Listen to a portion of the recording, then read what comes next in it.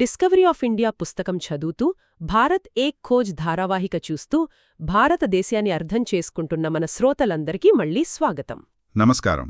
మన ఎసెన్స్ గ్రూప్లో మనం చేసేదిదే కదా, కలిసి చదవడం, కలిసి నేర్చుకోవడం. అవును.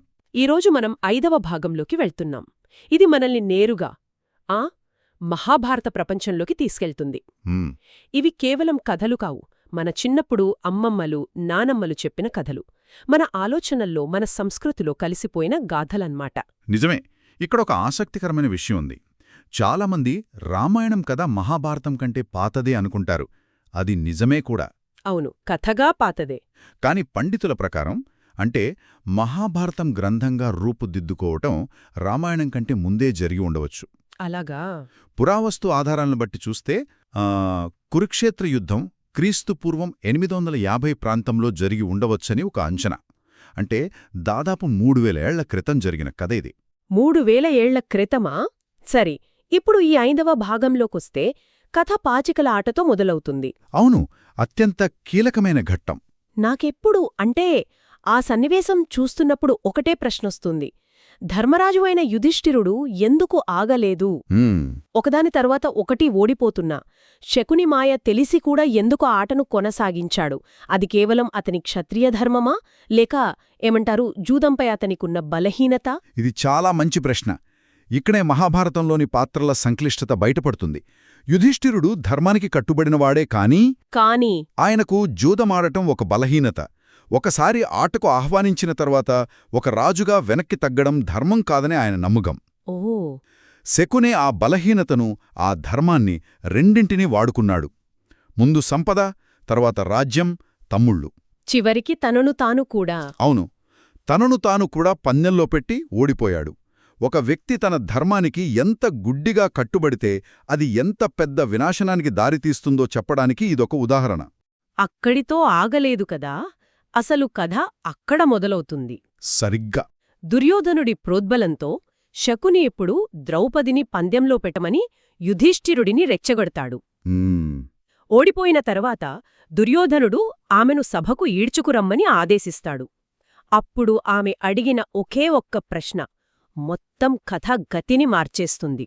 అవును, తనను తాను ఓడిపోయిన తర్వాత యుధిష్ఠిరుడికి నన్ను పందెంలో పెట్టే హక్కు ఉందా అని అడుగుతుంది. అద్భుతం. ఆ ప్రశ్న ఎంత శక్తివంతమైనది! అది ఒక సాధారణ ప్రశ్న కాదు. అది ఆనాటి న్యాయ, ధర్మ వ్యవస్థలకే ఒక సవాలు. ఆ ఒక్క ప్రశ్నతో సభలో ఉన్న భీష్ముడు, ద్రోణుడు లాంటి మహామహులు కూడా తలదించుకున్నారు. ఎందుకు? ఎందుకంటే ఆ ప్రశ్నకు సమాధానం అంత సులభం కాదు.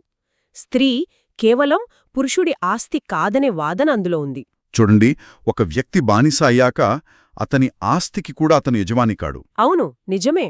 అలాంటప్పుడు అతని భార్యపై అతనికి ఎలా హక్కుంటుంది? అదే ఆమె ప్రశ్న.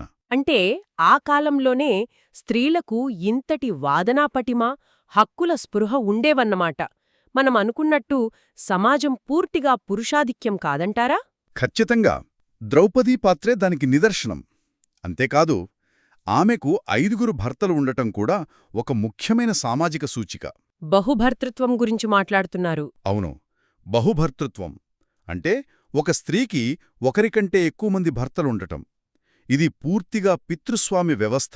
అంటే పురుషాధిక్య సమాజం ఏర్పడక ముందున్న సామాజిక పరిస్థితులను ప్రతిబింబిస్తుండవచ్చు.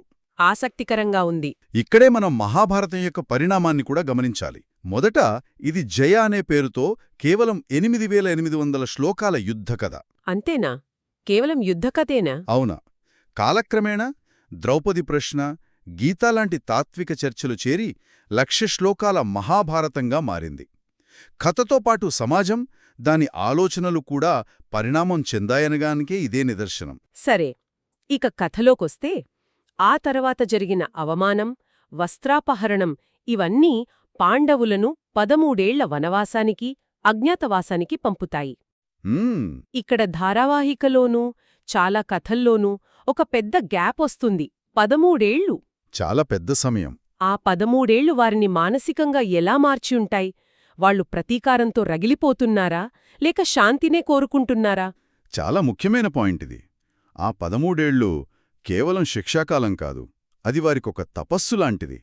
అరణ్యంలో కష్టాలు పడ్డారు, ఎన్నో విద్యలు నేర్చుకున్నారు. ఋషులతో చర్చలు జరిపారు. అవును, చివరికి విరాటరాజు కొలువులో అజ్ఞాతవాసం చేశారు. ఈ అనుభవాలు వారిని మరింత పరిణతి చెందినవారిగా మార్చాయి. ముఖ్యంగా యుధిష్ఠిరుడు శాంతివైపే మొగ్గు చూపటానికి ఈ కాలం కూడా ఒక కారణం. కాని భీముడు, ద్రౌపది వాళ్లు మాత్రం అవమానాన్ని మర్చిపోలేదు. ప్రతీకారం కోసం ఎదురుచూస్తూనే ఉన్నారు.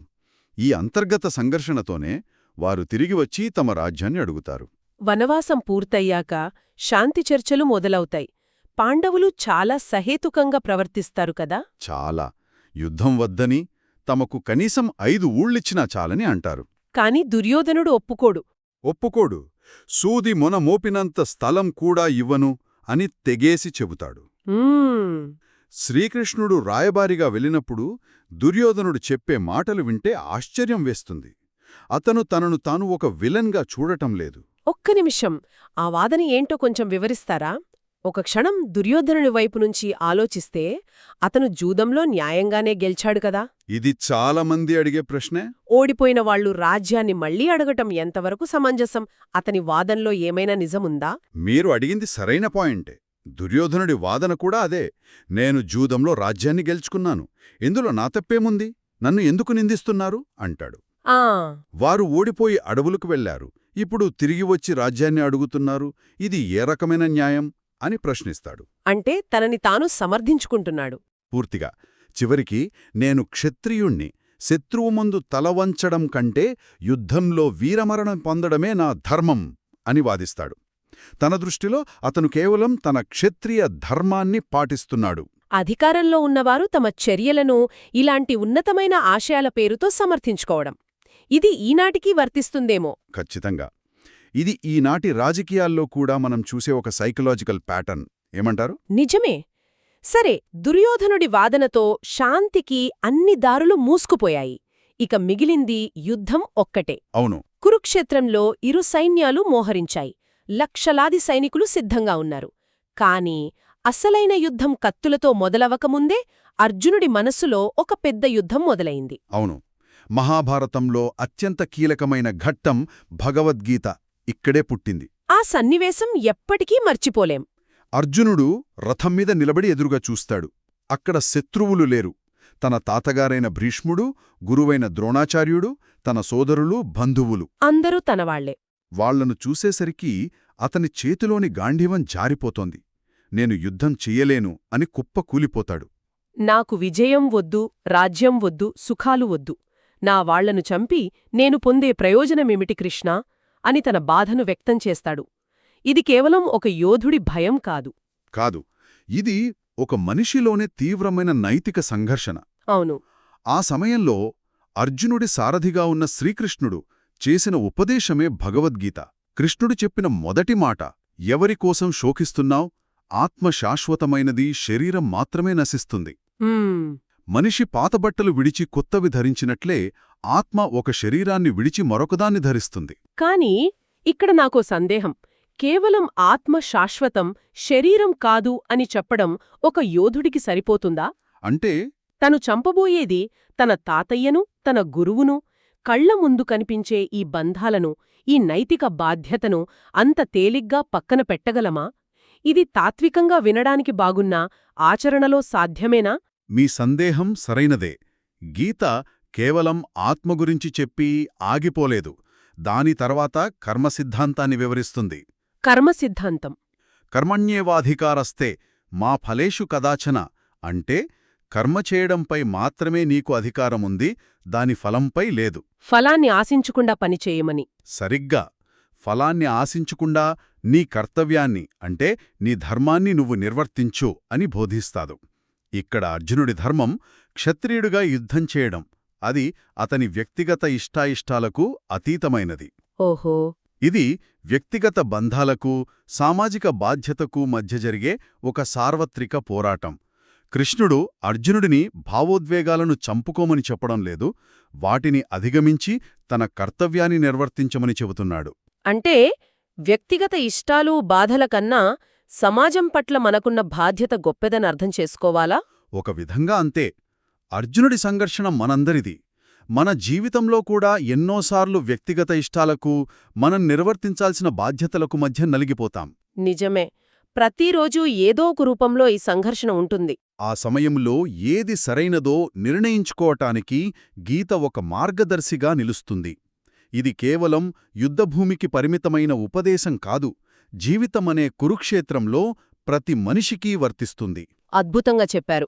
మొత్తానికి ఈ భాగం మహాభారతంలోని కొన్ని అత్యంత కీలకమైన ఘట్టాలను మన ముందుంచింది. అవును. ద్రౌపది అడిగిన ఒక సూటి ప్రశ్నతో మొదలై దుర్యోధనుడి మొండివాదన్ల మీదుగా సాగి చివరికి యుద్ధభూమిలో అర్జునుడి మానసిక సంఘర్షణ, దానికి సమాధానంగా ఆవిర్భవించిన భగవద్గీత వరకు సాగిన ఈ ప్రయాణం ఎన్నో ఆలోచనలను రేకెత్తిస్తుంది.